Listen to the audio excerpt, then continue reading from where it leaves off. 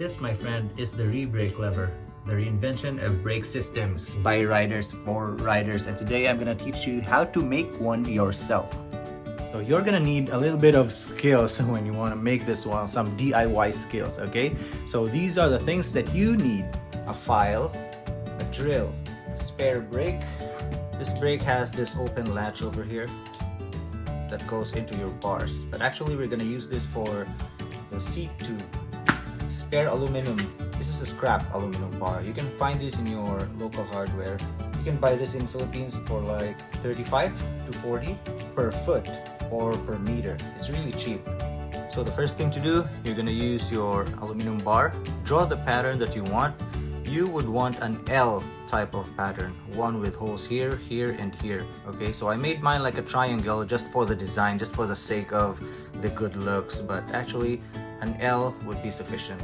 Take the hacksaw, saw this over here to here, and then I'm gonna use the drill to drill holes here, here, here, here, here, here, here, all the way there. We're gonna drill small holes so that we can punch out the middle section here. And we're gonna drill some holes over here too.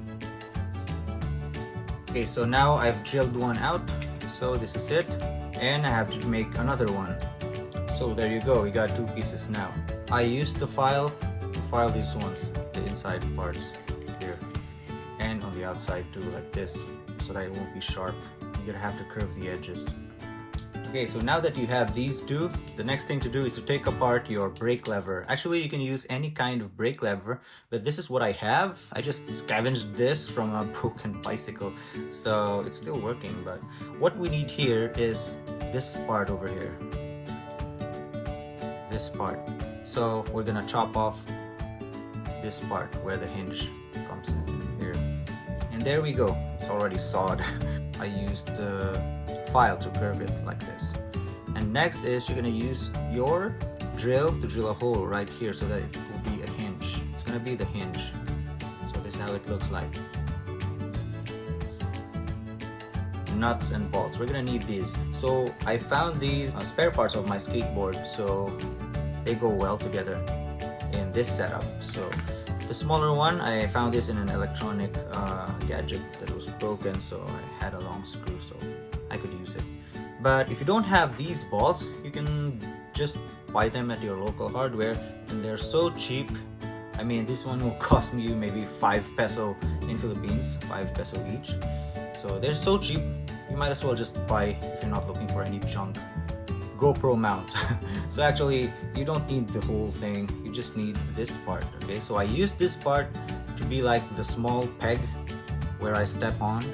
This will be it. So I'm gonna use it. I'm just gonna chop this one right here, right over here. Here it is. I chopped it. This part and the bolt. This goes right in here. So this is gonna be the peg where I step on. So now we have everything. We're gonna assemble it one by one. So I'm gonna start off with this. So as you can see, there's a part here where I shaved it off. I'm gonna use pencil pen to color it black. That looks better. Now we take this one. We're gonna put this here. This one here. And this is gonna be the hinge. So bolt goes here like this. So I've connected them. Next is we're gonna need one more bar over here so that it won't wobble like that. So we're gonna use this and a spacer. The spacer goes right here. Another tiny bolt goes to the other side to lock it in place. Right now it's locked in place. So this is how it goes. You remove this nut, open it up, you connect it to your seat tube, and it goes on like that. See this one? This is the part that's important because you don't want this part to hit the seat tube. This little notch over here is gonna stop it so it won't scratch your frame. Last thing is this one, the knob or the step knot or the peg. You can say it's a peg. Well, I just have to insert this one here and lock it with a nut. It's either here or inside, but I prefer inside.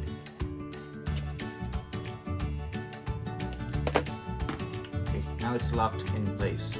So as you can see, the angles, the alignment aren't perfect, because this is my first prototype, but it worked, so I just used it.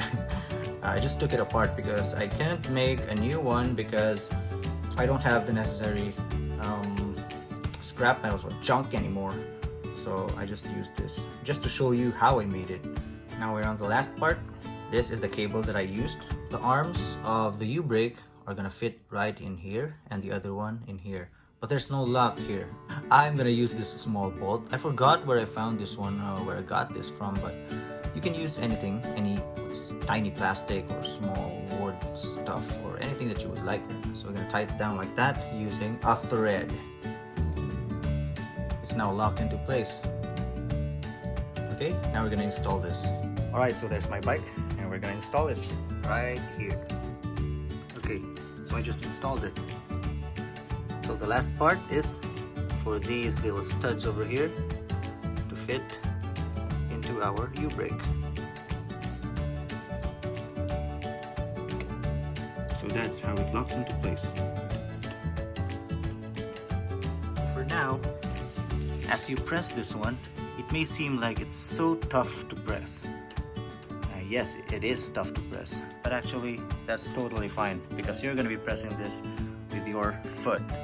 Alright, so you might not be able to see it on video, but this is how fast you could brake with this one.